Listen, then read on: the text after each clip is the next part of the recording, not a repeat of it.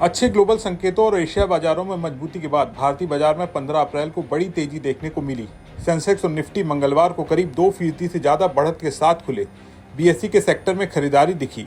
Nifty, Sensex और Nifty bank index सभी शेयरों में खरीदारी दिखी। मंगलवार को शुरुआती कामकाज के दौरान निफ्टी 23,350 पहुंचने में कामयाब रहा। सेंसेक्स भी 76,907 के लेवल पर कामकाज करते नजर आया। वहीं निफ्टी बैंक भी 51,000 के पार जाने में कामयाब रहा। शेयर बाजार में भले ही बम्पर तेजी दिख रही हो, लेकिन इस बीच मशहूर ब्रोकरेज फर्म मॉर्गन स्टैनली ने भारतीय शेयर बाजार को लेकर एक बड़ी भविष्यवाणी कर दी है। मॉर्गन स्टैनली ने भारत के शेयर बाजार सेंसेक्स के लिए अपने दिसंबर 2025 के लक्ष्य को कम कर दिया है। मॉर्गन स्टैनली का क्या कहना है, सेंसेक्स के लिए अपने लक्ष्य को कितना कम किया है, पूरी जानकारी आपको इस वीडियो में मिलने वाली है। अगर आपको वीडियो पसंद आए तो इसे लाइक और शेयर जरूर करिएगा। मॉर्गन स्टैनली ने भारत के शेयर बाजार सेंसेक्स के लिए अपने दिसंबर 2025 के लक्ष्य को कम कर दिया है।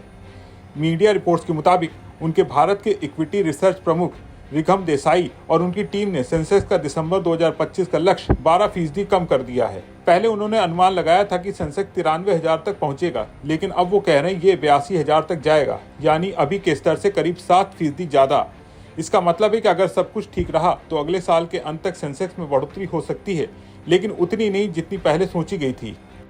अब सवाल आता है कि मॉर्गन स्टैनली को ऐसा क्यों लगता है।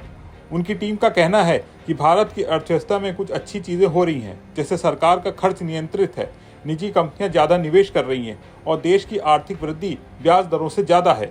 इसके अलावा वो मानते हैं कि अमेरिका में अर्थव्यवस्था धीमी हो सकती है, लेकिन मंदी नहीं आएगी। तेल की कीमतें भी ज्यादा नहीं बढ़ेंगी। अगर ये सब सही रहा तो सेंसेक्स 82,000 तक पहुंच सकता है। मॉर्गन स्टैनली का कहना है इसकी 50% संभावना है। अब बात करते हैं कि अगर सब कुछ और बेहतर हो जाए तो क्या होगा। मॉर्गन स्टैनली ने एक बुल केस यानी अच्छी स्थिति का अनुमान लगाया है। इसमें वो कहते हैं कि सेंसेक्स 91,000 तक जा सकता है। पहले वो 1,05,000 की बात कह रहे थे, लेकिन अब उन्होंने इसे कम कर दिया है। इसके लिए कुछ खास चीजें होनी चाहिए, जैसे सरकार को जीएसटी की दरें कम करनी होंगी, किसानों के लिए नए कानूनों में प्रगति करनी होगी और तेल की कीमतें $70 प्रति बैरल के नीचे रहनी होंगी। साथ ही वैश्विक व्यापार में तनाव कम होना चाहिए। अगर ऐसा हुआ तो कंपनियों की कमाई 2025 से 2028 तक हर साल 18% की दर से बढ़ सकती है। इसकी संभावना 30% बताई गई है। लेकिन हर सिक्के का दूसरा पहलू भी होता है। मॉर्गन स्टैनली ने एक बेयर केस यानी खराब स्थिति का भी जिक्र किया है। अगर तेल की कीमतें $100 प्रति बैरल के ऊपर चली जाती हैं, भारत का केंद्रीय बैंक यानी आरबीआई ब्याज दरें बढ़ा देता है और अमेरिका में मंदी आ जाती है, तो सेंसेक्स 63,000 तक गिर सकता है। इसकी संभावना 20% है।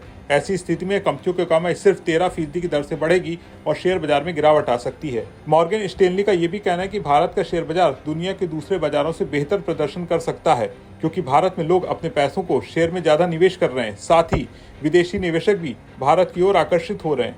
ये एक अच्छा चक्र बन रहा है जो पहले कभी नहीं देखा गया। इससे बाजार में स्थिरता आ सकती है और उतार चढ़ाव कम हो सकता है। निवेश की रणनीति की बात करें तो मॉर्गन स्टैनली का सुझाव है कि बैंकिंग, उपभोक्ता वस्तुओं और औद्योगिक क्षेत्रों में निवेश करना अच्छा हो सकता है। वहीं ऊर्जा, कच्चा माल, यूटिलिटी और स्वास्थ्य क्षेत्र में कम निवेश करना चाहिए। कुल मिलाकर अगर आप शेयर बाजार में निवेश करते हैं तो ये खबर आपके काम की है। आपका मॉर्गन स्टैनली की इस भविष्यवाणी के बारे में क्या सोचना है, कमेंट करके बताएं।